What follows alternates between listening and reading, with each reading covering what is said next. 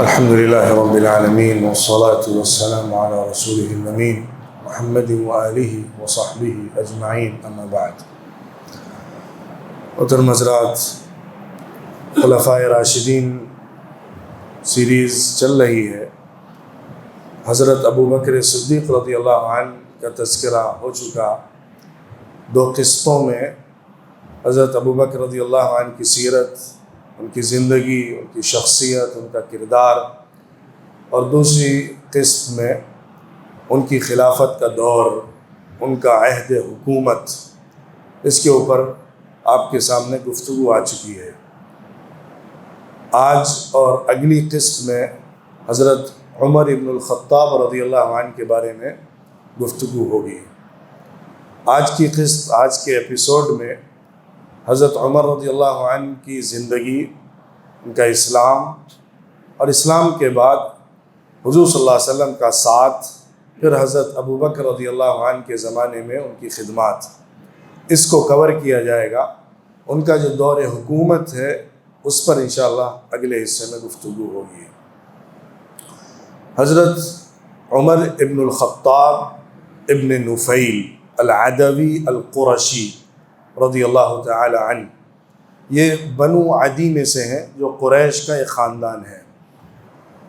کعب ابن لؤی جو قریش کا نسب جن سے چلا ہے، فہر ابن مالک کی اولاد، ان میں ان کے لڑکے کعب ابن لؤی کے لڑکے عدی جو تھے وہ مرہ کے بھائی تھے۔ حضور صلی اللہ علیہ وسلم کا نسب مرہ کے ذریعے سے کعب تک پہنچتا ہے۔ حضرت ابو بکر کا نسب بھی مرہ تک پہنچتا ہے، حضور صلی اللہ علیہ وسلم سے ملتا ہے۔ حضرت عمر رضی اللہ عنہ کا نسب عدی تک پہنچتا ہے، جو کعب کے بیٹے ہیں۔ تو اس طرح حضرت عمر رضی اللہ عنہ اور حضور صلی اللہ علیہ وسلم کا نسب ملنے میں 8 جنریشن ہیں، 8 واسطے ہیں، 8 پشتیں ہیں۔ وہاں جا کر کعب پر جا کر حضور صلی اللہ علیہ وسلم کے ساتھ ان کا نسب مل جاتا ہے۔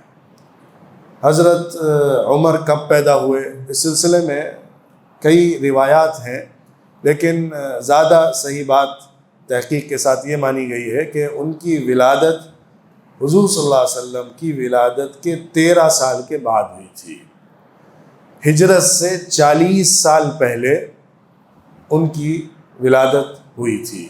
جس وقت رسول اللہ صلی اللہ علیہ وسلم نبی بنائے گئے تھے، اس وقت حضرت ابوبکر صدیق رضی اللہ تعالی عنہ کی جو عمر تھی، حضور صلی اللہ علیہ وسلم سے 13 سال کم، یعنی حضور صلی اللہ علیہ وسلم 40 سال میں نبی بنائے گئے، حضرت عمر رضی اللہ عنہ کی عمر اس وقت 27 سال تھی، 13 سال کم۔ تو حضرت عمر رضی اللہ عنہ کی زندگی ابتدائی زمانے میں، بچپن میں، بڑے ہو کر جو گزری ہے، وہ اتنی زیادہ تاریخ میں محفوظ تو نہیں ہے، کیونکہ کسے معلوم تھا کہ قریش کے خاندان کا یہ لڑکا جو بکریاں چرا رہا تھا مکے میں، وہ اتنے بڑے عالم کا حاکم بننے والا ہے، قیامت تک آنے والے انسانوں کے لیے ایک نمونہ اور مثال بننے والا ہے۔ کون اس بات کو پہچانتا اور جانتا تھا؟ تو ان کی تاریخ، زندگی جو حضور صلی اللہ علیہ وسلم اور اسلام لانے سے پہلے کی ہے، وہ زیادہ محفوظ نہیں ہے۔ ان کا بچپنا، ان کی ادھیڑ عمر، بس ایک آدھ واقعات کچھ ایسے ملتے ہیں جس سے اس دور کو سمجھا جا سکتا ہے۔ حضرت عمر رضی اللہ عنہ بڑے خاندان کے تھے، قریش کے بہت عزت دار خاندان کے تھے، بنو عدی میں سے تھے۔ ان کے والد خطاب بہت باحیثیت مانے جاتے تھے۔ ان کی والدہ حنتمہ تھی، جو ہاشم کی بیٹی تھی، جو بنو مخزوم قبیلے کے ہیں، یا ہشام کی بیٹی تھی، ہشام ابن عمرو یا ہاشم ابن عمرو، دونوں طرح کی روایات ہیں۔ ان کی والدہ حنتمہ تھی، اور بنو مخزوم کا جو خاندان تھا وہ قریش میں بہت ہی اونچا مانا جاتا تھا، بہت عالی مرتبہ سمجھا جاتا تھا۔ حضرت عمر رضی اللہ عنہ اپنے ننیال کی طرف سے بھی بہت اونچے خاندان کی طرف نسبت رکھتے تھے، اور اپنے باپ کی طرف سے تو بہرحال بنو عدی تھے۔ حضرت عمر رضی اللہ عنہ ابتدائی زمانے میں اپنے باپ کے اونٹ چرانے کے لیے جایا کرتے تھے۔ ان کے باپ ان کو اونٹ چرانے کے لیے بھیجا کرتے تھے، اور ان کے باپ بڑے سخت مزاج تھے، بہت ڈانٹتے تھے، ڈپٹتے تھے، غصہ کرتے تھے، اور بہت زیادہ ان کو سزا بھی دیتے تھے اگر وہ کچھ غلطی کرتے تھے۔ تاریخ میں لکھا ہوا ہے کہ حضرت عمر رضی اللہ عنہ بکریاں چرانے جاتے تھے اور تھک کر اگر بیٹھ جاتے تھے تو باپ ان کی پٹائی کرتے تھے کہ کیوں بیٹھ گیا ہے، چراتا رہے۔ ان کو ہمیشہ کام پر لگائے رہتے تھے، وہ مکے سے باہر نکل کر اپنے باپ کے اونٹوں کو چرانے میں مشغول رہا کرتے تھے۔ یہ بات حضرت عمر رضی اللہ عنہ نے جب خلیفہ بننے کے بعد حج کیا تھا تو حج سے واپس آتے ہوئے اس وادی میں جہاں پہ وہ اونٹ چرایا کرتے تھے دیکھ کر کہا تھا کہ یہ وہی مقام ہے جہاں خطاب اپنے بیٹے کو مارتا تھا اگر وہ تھک کر بیٹھ جایا کرتا تھا۔ آج وہ وقت اللہ نے اس خطاب کے بیٹے کو دیا ہے کہ پورے جزیرۃ العرب میں بلکہ اس سے باہر اللہ کے علاوہ اس کے اوپر کوئی حاکم نہیں ہے۔ وہ دور اس کو اللہ نے دکھایا ہے۔ تو ان کا دور بچپن کا اس طرح سے گزرا ہے۔ پھر تجارت کے پیشے سے وہ وابستہ ہو گئے تھے، جیسا کہ عرب کا کلچر تھا، مکے کا کلچر تھا اور قریش کے خاندان کا طریقہ تھا کہ وہ تجارت میں لگ جایا کرتے تھے۔ پھر حضرت عمر رضی اللہ عنہ کو ایک بڑی ذمہ داری قریش کے اندر دی گئی تھی۔ تو میں نے ذکر کیا تھا کہ قریش کے لوگوں نے سرداری تقسیم کی ہوئی تھی، کام بانٹے ہوئے تھے۔ حضرت ابو بکر رضی اللہ عنہ کو دیت وصول کرنا اور مالی ذمہ داریاں تھیں۔ حضرت عمر رضی اللہ عنہ کے ذمے سفارت کاری تھی، وہ ایمبیسیڈر تھے قریش کے۔ دوسرے قبیلوں کے ساتھ، ٹرائب کے ساتھ جو ڈیل ہوتی تھی، جو آپس میں بات چیت ہوتی تھی، اس کے لیے حضرت عمر رضی اللہ عنہ کو بھیجا جاتا تھا۔ وہ قریش کے ایمبیسیڈر تھے، ریپرزنٹیٹیو تھے، جو دوسری ٹرائبس اور دوسرے قبیلوں سے گفتگو کیا کرتے تھے۔ یہ ان کی حیثیت سے معلوم ہوتا ہے کہ ان کا مقام قریش کے اندر بہت اونچا تھا، ایک سردار کا سا تھا جو اہم ترین معاملات میں قوموں کے درمیان معاملے طے کیا کرتا تھا۔ تو اس طرح حضرت عمر رضی اللہ عنہ کی زندگی جوانی کی اور بچپن کی گزری ہے۔ اس سے زیادہ ان کے حالات تاریخ میں محفوظ نہیں ہے۔ پھر جب حضور صلی اللہ علیہ وسلم کو نبی بنایا گیا تو حضرت عمر بالکل نوجوان تھے۔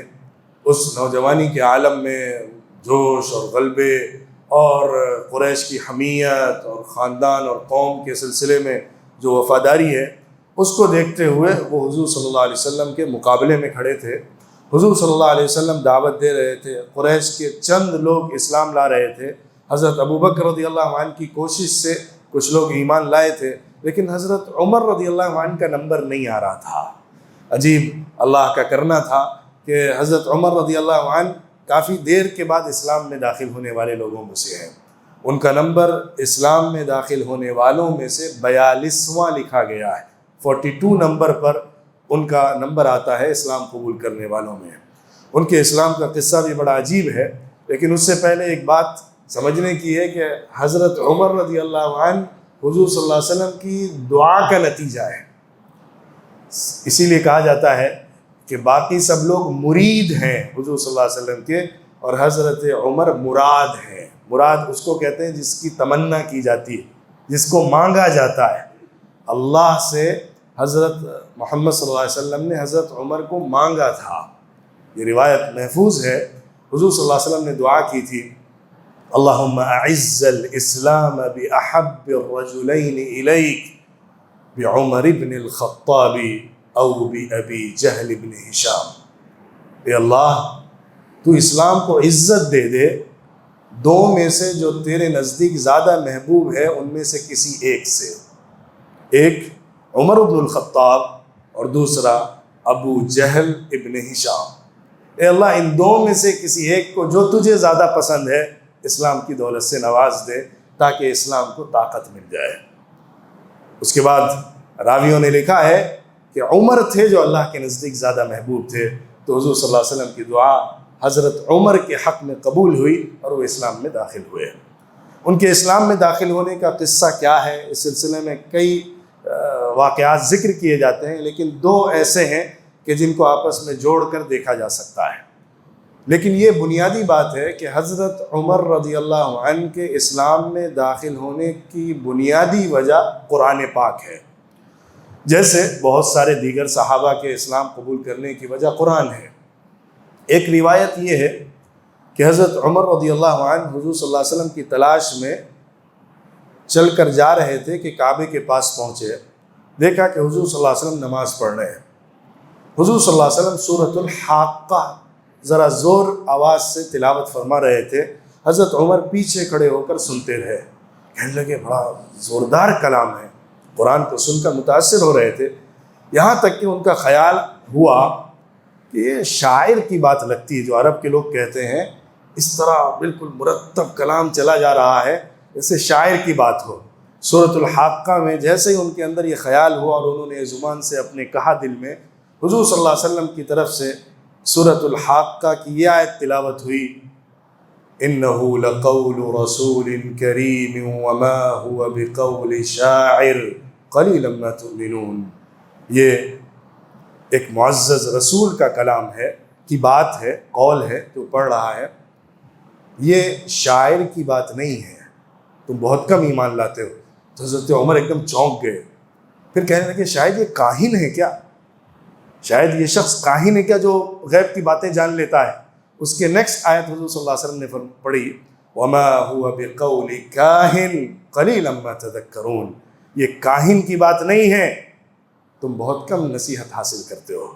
تو فوراً متاثر ہو گئے اور پوری صورت مکمل ہوئی، حضور صلی اللہ علیہ وسلم نے نماز مکمل کی۔ حضرت عمر کہتے ہیں قد وقع الاسلام فی نفسی، اس وقت اسلام میرے پورے جسم کے اندر سرایت کر گیا تھا، اسلام میرے اندر جگہ پکڑ گیا تھا اور میرے اندر بیٹھ گیا تھا اس واقعے کے بعد۔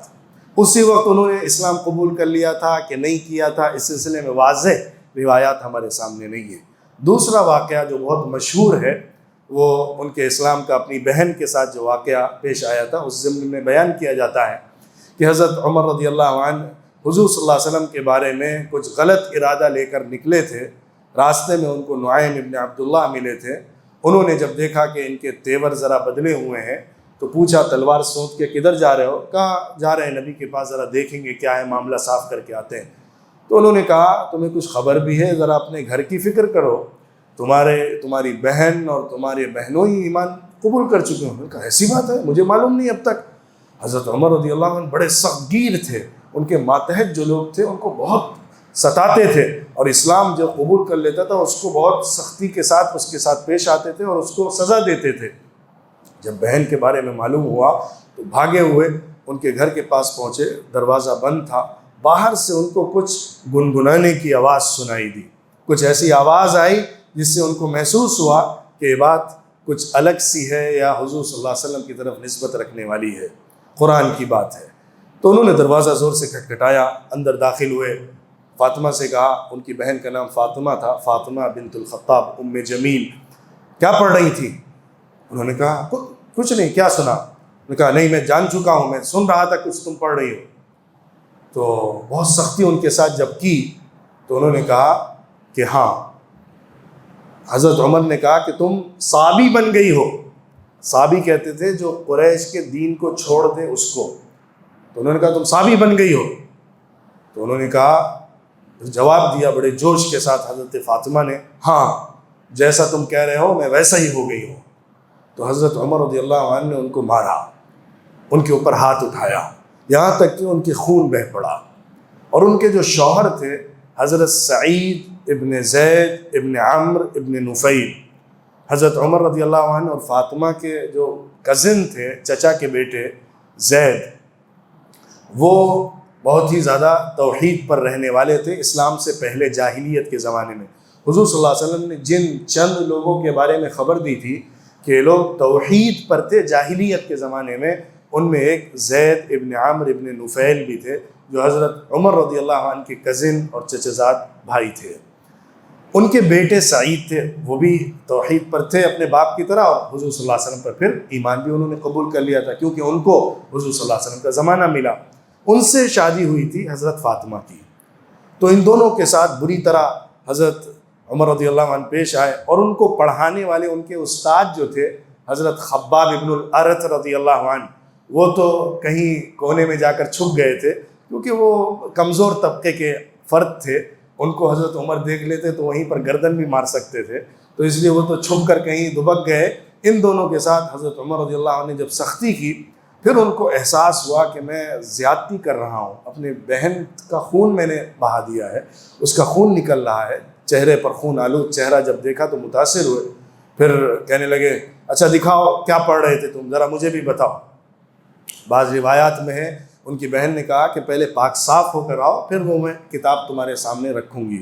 تو حضرت عمر رضی اللہ عنہ پاک صاف ہوئے، یا بغیر اس کے ہی انہوں نے اپنی حضرت فاطمہ نے اپنے بھائی کے سامنے وہ آیتیں پیش کر دیں۔ وہ آیتیں کیا تھیں؟ سورہ طٰہٰ کی تھی، یا بعض دوسری صورتوں کا بھی ذکر ہے۔ حضرت عمر رضی اللہ عنہ ان آیتوں کو پڑھتے رہے یہاں تک کہ ان کے چہرے کے اوپر وہ اثر ظاہر ہوا، جس کی وجہ سے ان کی بہن نے پہچان لیا کہ اسلام گھر کر چکا ہے ان کے دل کے اندر۔ اس کے بعد ہی انہوں نے کہا کہ ٹھیک ہے میں حضور صلی اللہ علیہ وسلم کے پاس جانا چاہتا ہوں۔ اسی حالت میں جس حالت میں وہ تیار ہو کر نکلے تھے، حضور صلی اللہ علیہ وسلم کے پاس دارالارقم میں پہنچے جہاں حضور صلی اللہ علیہ وسلم موجود تھے۔ حضرت حمزہ کچھ دن پہلے ہی اسلام لا چکے تھے، حضور صلی اللہ علیہ وسلم کے چچا، وہ بھی مکے کے بڑے زبردست لیڈر تھے اور طاقتور تھے اور بہت زیادہ بہادر مانے جاتے تھے، وہ بھی وہاں موجود تھے اور دیگر افراد تھے۔ حضرت عمر رضی اللہ عنہ نے دستک دی، پوچھا گیا کون ہے؟ دیکھا عمر تلوار سوتے ہوئے آ رہے ہیں، تو حضرت حمزہ نے کہا آنے دو، دیکھ لیں گے، اگر برے ارادے سے آیا ہے تو اسی کی تلوار سے اس کا صفایا کر دیں گے، اور اگر اچھے ارادے سے آیا ہے تو اس کا استقبال ہے۔ وہ اندر داخل ہوتے ہیں، حضور صلی اللہ علیہ وسلم کی خدمت میں آتے ہیں اور کہتے ہیں کہ میں اسلام قبول کرنا چاہتا ہوں، اپنے اسلام کا اظہار کرتے ہیں اور حضور صلی اللہ علیہ وسلم کے سامنے سرنڈر کر دیتے ہیں اور اپنے ایمان کی دولت سے مالا مال ہو جاتے ہیں۔ اس وقت جیسے ہی حضرت عمر رضی اللہ عنہ نے اپنے ایمان کا اقرار کیا اور اشہد ان لا الہ الا اللہ و اشہد ان محمد رسول اللہ پڑھا، تو پورے دارالارقم کے اندر اللہ اکبر کا نعرہ بلند ہوا، ایک جوش کا نعرہ لگایا گیا کہ عمر اسلام میں داخل ہو گئے، گویا کہ اسلام کی ایک بڑی فتح ہو گئی۔ حضور صلی اللہ علیہ وسلم نے ان کے ذریعے سے اسلام کی عزت مانگی تھی۔ حضرت عمر وہاں سے سیدھے نکل کر آئے اور کعبے میں تشریف لا کر پورے سب لوگوں کے سامنے پرزور طریقے پر اپنے اسلام کا اعلان کیا، اظہار کیا، اعلانیہ انہوں نے اپنے اسلام کی بات کہی۔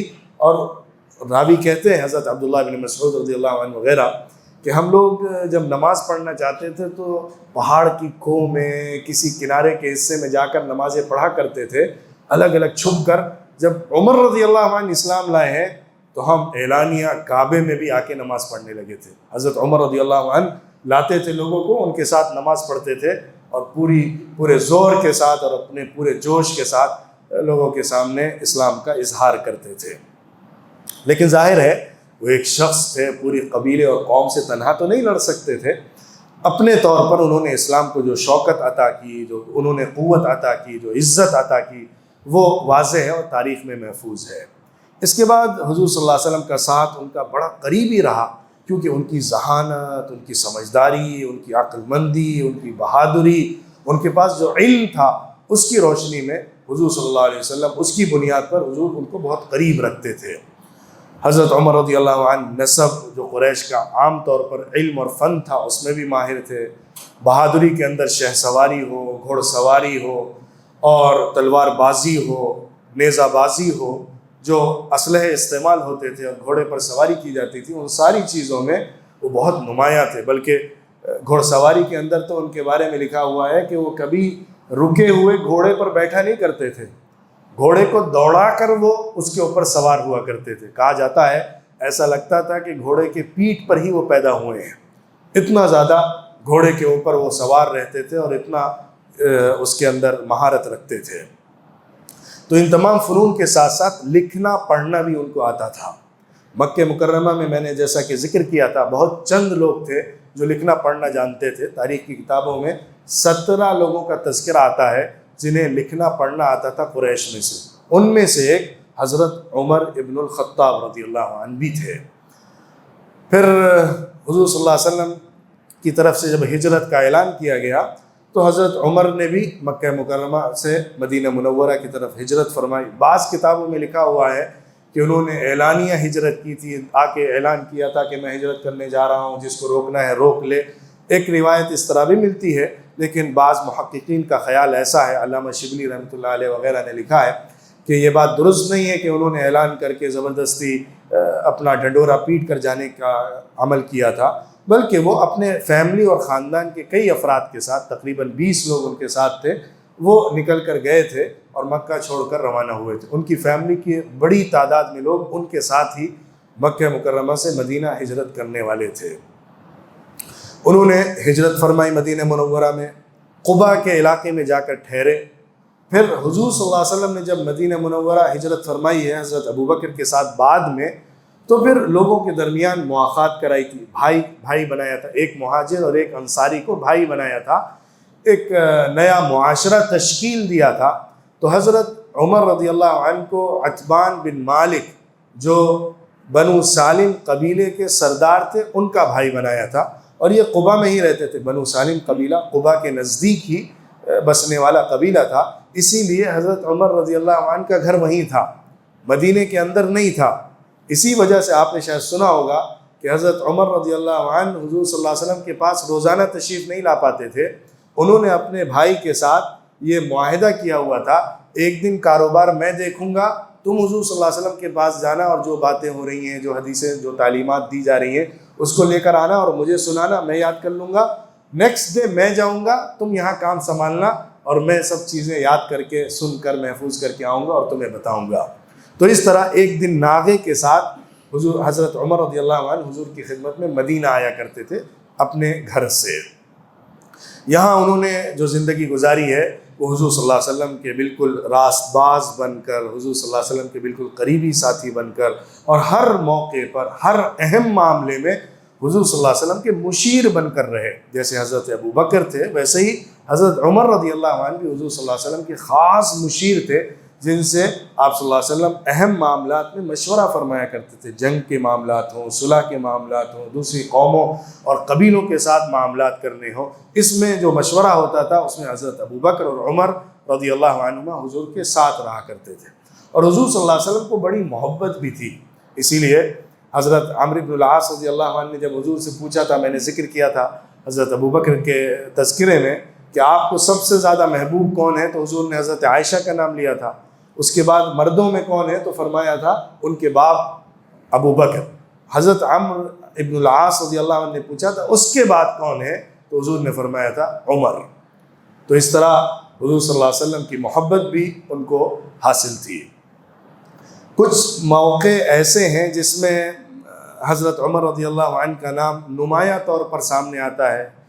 حضرت عمر ظاہر ہے حضور صلی اللہ علیہ وسلم کے ساتھ شریک تھے، ہر جنگ میں، ہر مہم میں، ہر مشورے میں، ہر کام میں، تو اس لیے ان کی زندگی کو اگر لکھا جائے گا، ان کی زندگی پر اگر گفتگو کی جائے گی تو حضور صلی اللہ علیہ وسلم کی پوری سیرت بیان کرنی پڑے گی، اور حضور صلی اللہ علیہ وسلم کے ساتھی ہونے کی وجہ سے ظاہر ہے ان کا نام نمایاں تو نہیں ہو سکتا۔ حضور صلی اللہ علیہ وسلم موجود ہیں تو سب کچھ حضور ہی ہے، اس کے بعد ہی سب کا نمبر آتا ہے۔ تو اس لیے ان کی اصل زندگی اور ان کی خصوصیات کا ظہور حضور صلی اللہ علیہ وسلم کے بعد میں ہوتا ہے، لیکن حضور صلی اللہ علیہ وسلم نے جو باتیں ان کے بارے میں فرمائیں، جو بشارتیں دیں، جو خبر بتائی، اس سے ان کے مقام اور مرتبے کو اور ان کے منقبت کو بھی سمجھا جا سکتا ہے، جس پر میں آگے ذکر کروں گا اور گفتگو لاؤں گا۔ حضرت عمر رضی اللہ عنہ حضور صلی اللہ علیہ وسلم کے ساتھ غزوہ بدر میں بھی شریک رہے، اس کے بعد بھی رہے۔ غزوہ بدر میں حضرت عمر رضی اللہ عنہ کا موقف بڑا سخت تھا۔ ان کا معاملہ یہ تھا کہ ہر ایک جو بھی قریش سے آ رہا ہے اس میں اپنے خاندان اور قبیلے کی رعایت کیے بغیر زبردست طریقے پر مقابلہ کرے اور اپنے لوگوں کو قتل کرے، چاہے وہ خاندان کے ہوں، وہ مکے سے دشمن بن کر آ رہے ہیں۔ ان کے قبیلے بنو عدی کا کوئی بھی فرد غزوہ بدر میں شریک نہیں ہوا۔ یہ بالکل عجیب و غریب بات ہے۔ غزوہ بدر میں قریش کے جو افراد جنگ کرنے آئے تھے ان میں حضرت عمر کے خاندان بنو عدی کا کوئی فرد نہیں ملتا ہے، اس کا ذکر نہیں ہے۔ ان کے ماموں آئے تھے، عاصی ابن ہشام ابن مغیرہ، ہشام ابن المغیرہ ان کے ماموں تھے۔ ان کی ماں حنتمہ بنت ہشام ابن المغیرہ یا ہاشم ابن المغیرہ ہے، عمرو نہیں ہے۔ مغیرہ کے باپ ہشام اور ہاشم کے باپ مغیرہ تھے۔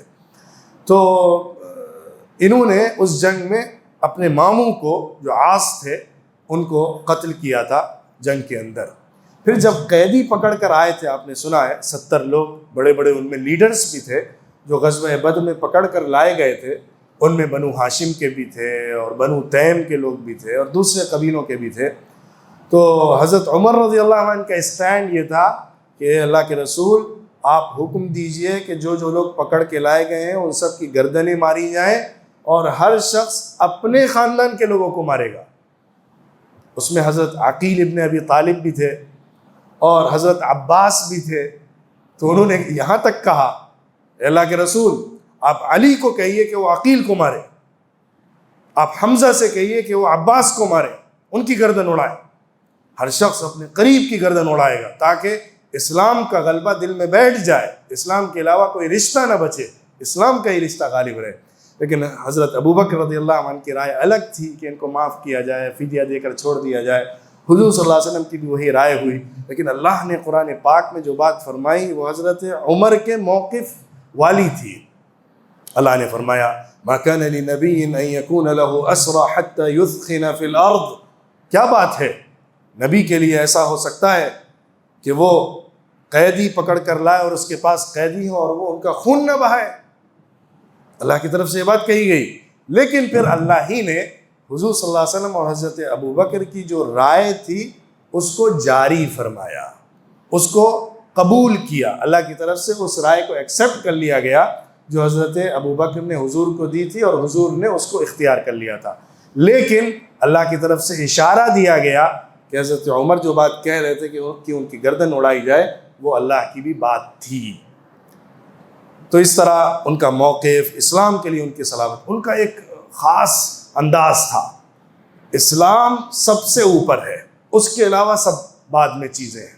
اسلام غالب رہے، دین اصل ہے، پھر ساری چیزیں۔ دین کے لیے سب کچھ قربان کیا جا سکتا ہے۔ اتنے صاف دل کے تھے کہ ایک دفعہ حضور صلی اللہ علیہ وسلم کے پاس موجود تھے، حضور صلی اللہ علیہ وسلم ان کا ہاتھ پکڑے ہوئے تھے۔ انہوں نے فرمایا اے اللہ کے رسول، انت احب الناس الی من کل شیء الا من نفسی۔ اللہ کے رسول، آپ میرے نزدیک ساری چیزوں سے زیادہ محبوب ہیں سوائے میرے جان کے، صرف میری جان کے علاوہ ہر چیز سے محبوب آپ ہیں میرے۔ حضور صلی اللہ علیہ وسلم نے فرمایا لا یا عمر، عمر ایسے نہیں چلے گا یہاں تک کہ میں تمہاری جان سے زیادہ تمہارے محبوب نہ بن جاؤں۔ تو حضرت عمر رضی اللہ عنہ نے کہا الآن یا رسول اللہ، اے اللہ کے رسول اب آپ میری جان سے بھی زیادہ میرے محبوب بن گئے۔ تو حضور نے فرمایا الآن یا عمر، اے عمر اب مکمل ہوا تمہارا ایمان، اب ہوا یہ ایمان، اب عمر تم اپنی شان تک پہنچے ہو جو تمہارا ہے، جو تمہاری شان ہے۔ الآن کے لفظ سے یہ مطلب سمجھ میں آتا ہے، اے عمر اب تم مکمل بنے، اے عمر اب تمہارا یہ مقام ہوا۔ حضرت عمر کو فاروق کا لقب خود حضور صلی اللہ علیہ وسلم نے دیا تھا، جیسا کہ حضرت عمر نے بیان کیا ہے سمانی رسول اللہ صلی اللہ علیہ وسلم الفاروق۔ جس وقت وہ ایمان لائے تھے اس وقت ان کو فاروق کا لقب دیا۔ فاروق کا مطلب ہوتا ہے حق اور باطل میں فرق کرنے والا، حق اور باطل کو الگ کرنے والا۔ اسی لیے حضور صلی اللہ علیہ وسلم نے فرمایا کہ جس راستے پر عمر چلتے ہیں اس راستے کو شیطان چھوڑ دیتا ہے، شیطان وہ راستہ کاٹ جاتا ہے۔ اس کے پیچھے ایک قصہ ہے۔ حضور صلی اللہ علیہ وسلم کے پاس قریش کی کچھ خواتین آئی تھیں، بات کر رہی تھیں، اپنے کسی ایشو اور مسئلے پر گفتگو کر رہی تھیں، ذرا زور سے گفتگو ہو رہی تھی اور وہ ذرا زور آواز سے حضور صلی اللہ علیہ وسلم کے سامنے، زور دار آواز سے حضور صلی اللہ علیہ وسلم کے سامنے گفتگو کر رہی تھی۔ اتنے میں حضرت عمر رضی اللہ عنہ تشریف لانے لگے۔ جیسے ان کی آہٹ ہوئی یہ سب جلدی سے اٹھیں اور اپنے دوپٹے کو، کپڑے کو اور حجاب کو لینے لگی۔ تو حضور صلی اللہ علیہ وسلم ہنسنے لگے۔ حضرت عمر رضی اللہ عنہ جب داخل ہوئے تو دیکھا حضور صلی اللہ علیہ وسلم ہنس رہے ہیں، تو انہوں نے کہا اللہ تعالیٰ آپ کو ہمیشہ ہنستا رکھے، کیا بات ہے؟ تو حضور صلی اللہ علیہ وسلم نے فرمایا اے عمر، عورتیں تم سے ڈرتی ہیں، تمہاری ہیبت ان کے اوپر طاری ہو جایا کرتی ہے، تمہاری ہیبت ایسی ہے کہ ان کے حواس ختم ہونے لگتے ہیں۔ یہ سب حجاب کے لیے دوڑی تھیں اور جلدی سے، اس کا مطلب یہ نہیں کہ وہ بغیر حجاب کی تھی، مطلب یہ ہے کہ دوپٹہ صحیح کرنے لگی، سیدھے ہونے لگی، سیدھے بیٹھنے لگی، آواز دبانے لگی حضرت عمر کے ڈر سے۔ تو حضرت عمر نے کہا ارے آپ کی ہیبت زیادہ ہونی چاہیے، آپ کی ہیبت ان کو زیادہ رہنی چاہیے میری ہیبت سے۔ مجھ سے زیادہ آپ کا خیال ہونا چاہیے، آپ کی رعایت، آپ کی مروت، آپ کا ڈر ان کے اندر ہونا چاہیے۔ تو انہوں نے مخاطب ہو کر کہا، اے اپنی جان کی دشمنوں، تم مجھ سے زیادہ ڈرتی ہو اور حضور صلی اللہ علیہ وسلم سے کم ڈرتی ہو؟ تو انہوں نے کہا تم بہت سخت آدمی ہو۔ ان عورتوں نے کہا اے عمر تم بہت سخت آدمی ہو، بہت سخت بولتے ہو، اس لیے ہم ایسا کرتے ہیں۔ تو اس کے بعد حضور صلی اللہ علیہ وسلم نے فرمایا عمر، اس وقت حضور نے حضرت عمر کی شان بتائی۔ عمر ایسے ہیں کہ اگر یہ کسی راستے پر چلتے ہیں تو اللہ کی قسم شیطان اس راستے کو چھوڑ دیتا ہے، شیطان دوسرا راستے پر چلا جاتا ہے، اس راستے سے نہیں گزرتا، اس راستے سے عمر گزر رہے ہوتے ہیں۔ یہ ان کے ایمان، صلابت اور حق پر ڈٹے رہنے کی بات ہے کہ شیطان بھی ان کو بہلا نہیں پاتا ہے۔ اس کا مطلب یہ نہیں ہے کہ حضرت عمر معصوم ہے، معصوم نہیں ہے، وسوسہ ڈالنا وہ شیطان کا کام ہے، وہ ہر انسان کے ساتھ کرتا ہے، سو کرتا ہے، لیکن یہ اشارہ اس بات کا ہے کہ ان کے اندر ایسا مضبوط ایمان ہے اور اتنا طاقتور ان کا دین ہے کہ شیطان بھی ان سے گھبراتا ہے اور ان کے سامنے ہمت نہیں کرتا ہے۔ یہ حضور صلی اللہ علیہ وسلم نے ان کے بارے میں ارشاد فرمایا۔ اسی طرح حضور صلی اللہ علیہ وسلم نے ان کے علم، ان کے دین کے حوالے سے کچھ باتیں ارشاد فرمائیں جو خواب کی شکل میں تھی۔ ایک دفعہ حضور صلی اللہ علیہ وسلم نے خواب دیکھا، بیان کیا لوگوں کے سامنے کہ میں نے دیکھا کہ مجھے ایک پیالہ دیا گیا ہے دودھ کا، میں نے اس میں سے سیر ہو کر پیا، یہاں تک کہ اس دودھ کی سیرابی، اس پینے کے بعد جو اس کی انرجی ہے، اس کا اثر ہے، اس کی سیرابی اور آسودگی ہے، وہ میرے ناخنوں تک آ گئی ہے، اتنا زیادہ میرے اندر سرایت کر گئی اس کی سیرابی اور انرجی۔ پھر اس کے بعد میں نے وہ پیالہ عمر کو دیا۔ تو صحابہ نے پوچھا اللہ کے رسول اس کی تعبیر کیا ہے؟ تو حضور صلی اللہ علیہ وسلم نے فرمایا اس کی تعبیر علم ہے، علم، اللہ نے علم مجھے دیا، اس کے بعد وہ علم منتقل ہوا عمر کی طرف، انہوں نے اس علم سے پیا۔ اسی طرح ایک دفعہ حضور صلی اللہ علیہ وسلم نے خواب میں دیکھا کہ کچھ لوگ ہیں جو لائے جا رہے ہیں اور ان کے جسموں کے اوپر قمیص ہے۔ حضور نے فرمایا کچھ لوگوں کی قمیص سینے تک تھی، کچھ کی اس سے بھی کم تھی، یہاں تک کہ عمر آئے اور وہ اپنی قمیص کو، اپنے کرتے کو زمین پر کھینچتے ہوئے لا رہے تھے۔ تو صحابہ نے پوچھا اس کی تعبیر کیا ہے؟ حضور نے فرمایا اس کی تعبیر دین ہے، دین کے اندر عمر رضی اللہ عنہ کا یہ مرتبہ اور مقام ہے کہ وہ سب سے ممتاز اور نمایاں ہیں اور سب سے آگے نظر آتے ہیں۔ اسی طرح ایک دفعہ حضور صلی اللہ علیہ وسلم نے بیان کیا، غالباً خواب بیان کر رہے تھے، رأیتنی، میں نے اپنے آپ کو دیکھا، دخلت الجنہ، کہ میں جنت میں داخل ہوا ہوں۔ جنت میں داخل ہونے کے بعد حضور نے بیان میں نے رمیثہ کو دیکھا، ابو طلحہ کی بیوی کو، اور ایک آواز سنی، میں نے پوچھا کون ہے تو بتایا بلال ہیں۔ اس کے بعد حضور نے فرمایا میں نے ایک محل دیکھا، اس بڑے شاندار محل کے آنگن میں، برآمدے میں ایک خاتون بیٹھی ہوئی ہیں، اتنا اچھا محل تھا۔ حضور فرماتے ہیں کہ میرا خیال ہوا، میں نے چاہا، میرا جی چاہتا تھا کہ میں اندر جا کر دیکھوں۔ میں نے پوچھا کس کا محل ہے تو بتایا گیا ہے کہ عمر کا محل ہے، لیکن مجھے عمر کی غیرت کا خیال آ گیا، اس لیے میں اندر داخل نہیں ہوا۔ تو حضرت عمر رضی اللہ عنہ بہت اپنے سبکی محسوس کرنے لگے اور کہنے لگے اللہ کے رسول، کیا آپ کے اوپر بھی غیرت کی جا سکتی ہے؟ علیک اغار، اللہ کے رسول کیا آپ پر میں غیرت کروں گا؟ دوسری روایت میں ہے حضور نے دیکھا تھا کہ اس محل کے کنارے پر ایک خاتون وضو کر رہی ہے جو حضرت عمر رضی اللہ عنہ کو ملنے والی تھی۔ تو حضور صلی اللہ علیہ وسلم حضرت عمر کا خیال کر کے ان کی غیرت اور ان کے غصے کو دیکھتے ہوئے اندر داخل نہیں ہوئے۔ تو اس پر حضرت عمر رضی اللہ عنہ رونے لگے اور کہنے لگے میرے ماں باپ آپ پر قربان ہو جاؤں، اللہ کے رسول کیا آپ پر غیرت کی جا سکتی ہے؟ کیا آپ کے سلسلے میں ایسا سوچا جا سکتا ہے؟ تو اس طرح ان کو جنت میں ایک محل کی خوشخبری بھی دی گئی۔ اس کے علاوہ وہ عشرہ مبشرہ میں سے بات تو مشہور ہی ہے، حضور صلی اللہ علیہ وسلم نے دنیا میں خصوصی طور پر ان کو جنت کی خوشخبری اور جنت کی خبر دی تھی۔ حضور صلی اللہ علیہ وسلم کا جو ان کا ساتھ رہا ہے وہ ہر موقع پر تو رہا ہی ہے، پھر خاص طور پہ صلح حدیبیہ کے غزوہ احد کے اندر، بدر کے بعد غزوہ احد میں حضور صلی اللہ علیہ وسلم کے ساتھ وہ بھی جنگ میں شریک تھے۔ پھر جب خبر آئی کہ حضور صلی اللہ علیہ وسلم کی شہادت ہو گئی ہے تو وہ بھی ذرا گھبرا کر بیٹھ گئے تھے۔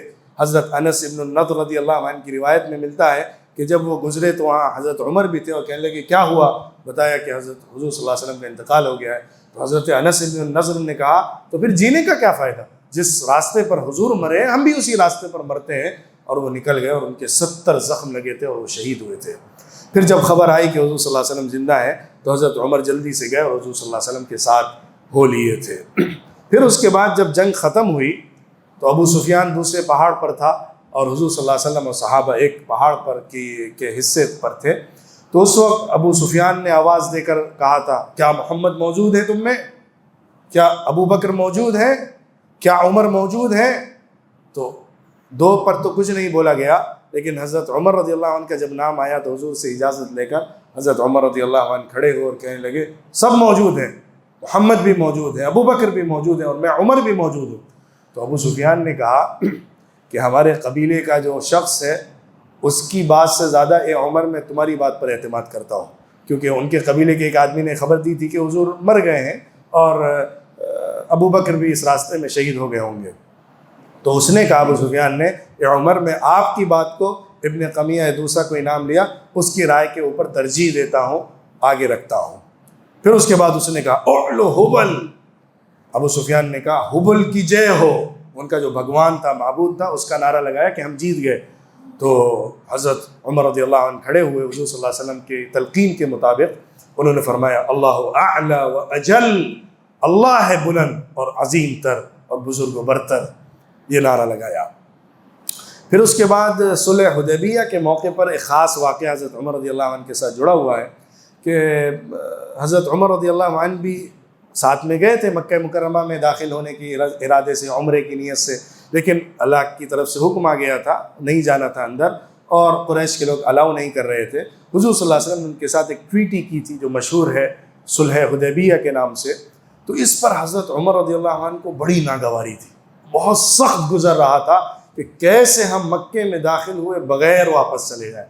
بھاگے ہوئے حضرت ابو بکر کے پاس آئے، کہنے لگے کیا بات ہے کہ ہم لوگ اس طرح سے صلح کر رہے ہیں دب کر، کیا ایسا ہونا چاہیے؟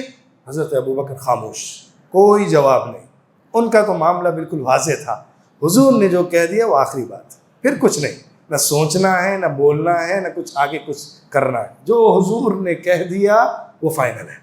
حضرت عمر ذرا جوش میں تھے اور بہت تدبر کرنے والے تھے، وہ حضور صلی اللہ علیہ وسلم کے پاس آئے، کہنے لگے آپ اللہ کے رسول نہیں ہیں؟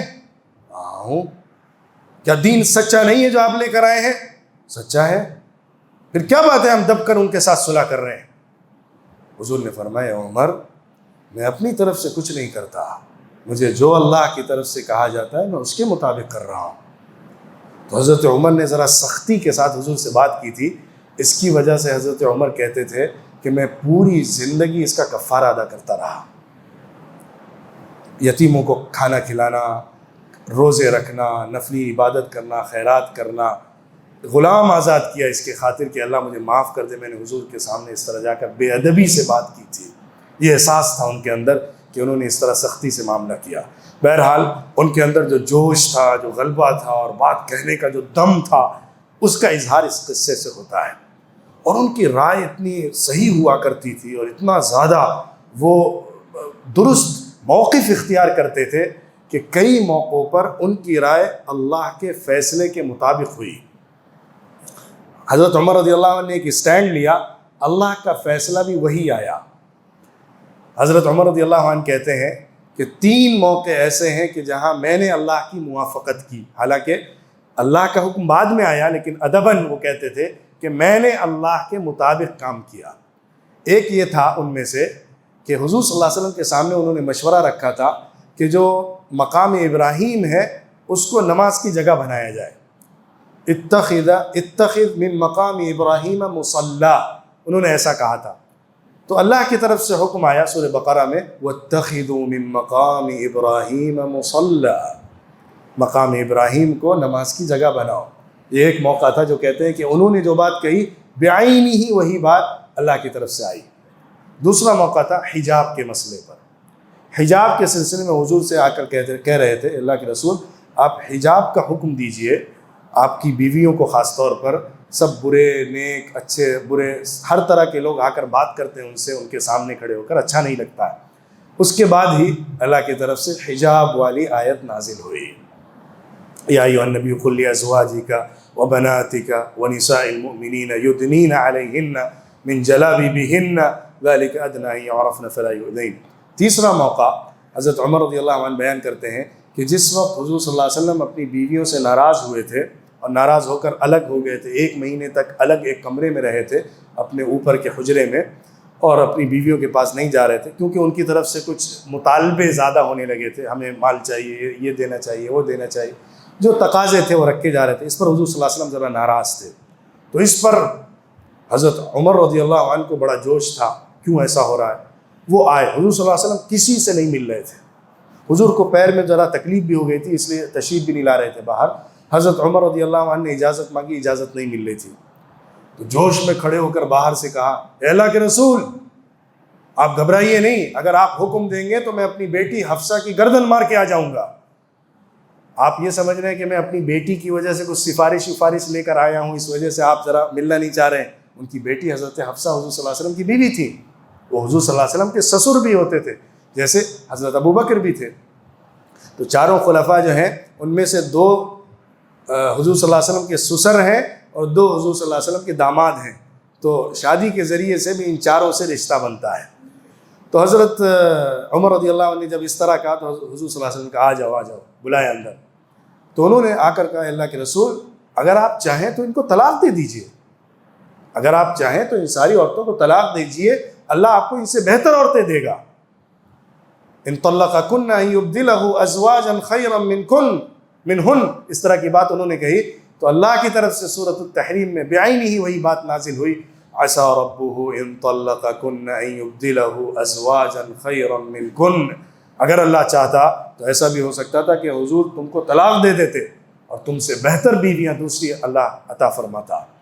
تو یہ کہتے ہیں حضرت عمر 3 موقع ایسے تھے کہ میں نے جو بات کہی بعین ہی اللہ کی طرف سے اسی طرح کی بات سامنے آئی۔ تو ان موقعوں پر حضرت عمر رضی اللہ عنہ کا ایمان، ان کا ثبات، ان کی استقامت، ان کی وفاداری، ان کی محبت، اسلام کے لیے سٹینڈ اور حق بات پر قائم رہنا، جمے رہنا، کسی کی رعایت نہیں کرنا، کسی کا لحاظ نہیں کرنا، حق ہے تو ہے، اس کو پیش کرنا اور پوری طاقت کے ساتھ پیش کرنا، یہ ان کی شخصیت کا وہ نمایاں پہلو ہے جو ان کی زندگی کے ہر اسٹیج میں آپ کو نظر آئے گا۔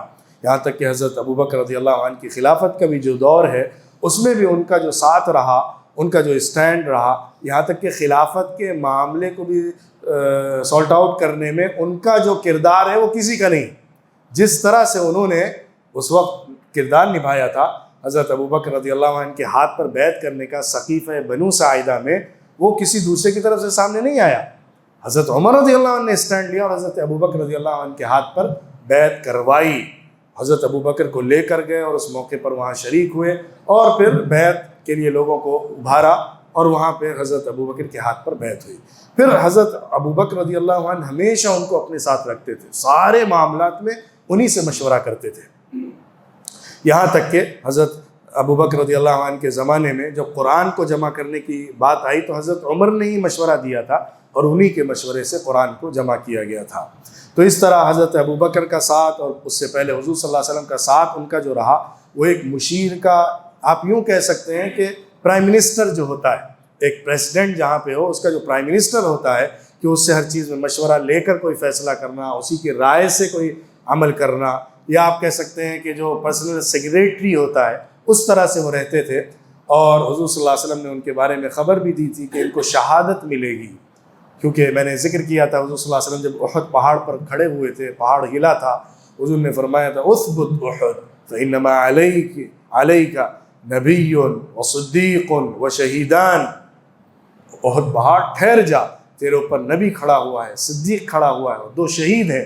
ان 2 شہید میں سے ایک حضرت عمر تھے اور دوسرے حضرت عثمان رضی اللہ تعالی عنہ تھے۔ حضرت عمر رضی اللہ عنہ کے جو کارنامے ہیں، ان کی جو خدمات ہیں، ان کی جو کارروائیاں ہیں اور اسلام کو مضبوط طریقے پر پوری دنیا میں پھیلانے کا عمل ہے، وہ ایسا نمایاں ہے کہ قیامت تک جب بھی تاریخ لکھی جائے گی تو ان کو کبھی فراموش نہیں کرا جا سکتا۔ نہ فاتح کے طور پہ، نہ سیاستدان کے طور پر، نہ مدبر کے طور پر، نہ منظم کے طور پر، نظام چلانے والے کے طور پر، کسی انسانی تاریخ کے اندر ان کو فراموش نہیں کیا جا سکتا۔ اگر کہا جائے کہ اگر قوموں کی تاریخ لکھی جائے گی، پوری جو دنیا میں معروف اور معلوم سویلائزیشنز ہیں، تہذیبیں ہیں، ان کی تاریخ لکھی جائے گی تو اس میں اس نام کو نہیں چھوڑا جا سکتا ہے۔ انہوں نے جس طرح سے نیا سیٹ اپ بنایا، جس طرح سے ایک نیا حکمرانی کا نظام قائم فرمایا، جس طرح سے سیاست کی ہے، جس طرح سے ایڈمنسٹریشن کیا ہے، اس کی مثال انسانی تاریخ میں کم ہی ملتی ہے۔ اور جس طرح فتوحات کی ہیں، انشاءاللہ وہ تفصیلات آپ کے سامنے اگلی قسط میں جو ان کا دور حکومت ہے، عہد خلافت ہے، اس کے اندر پیش کی جائیں گی۔ اللہ رب العزت ان سے راضی ہو اور ان کو حضور صلی اللہ علیہ وسلم اور ابو بکر کے ساتھ اور ہم سب کو ان سب کے ساتھ شامل فرمائے، حشر فرمائے۔ وآخر دعوانا ان الحمد للہ رب العالمین۔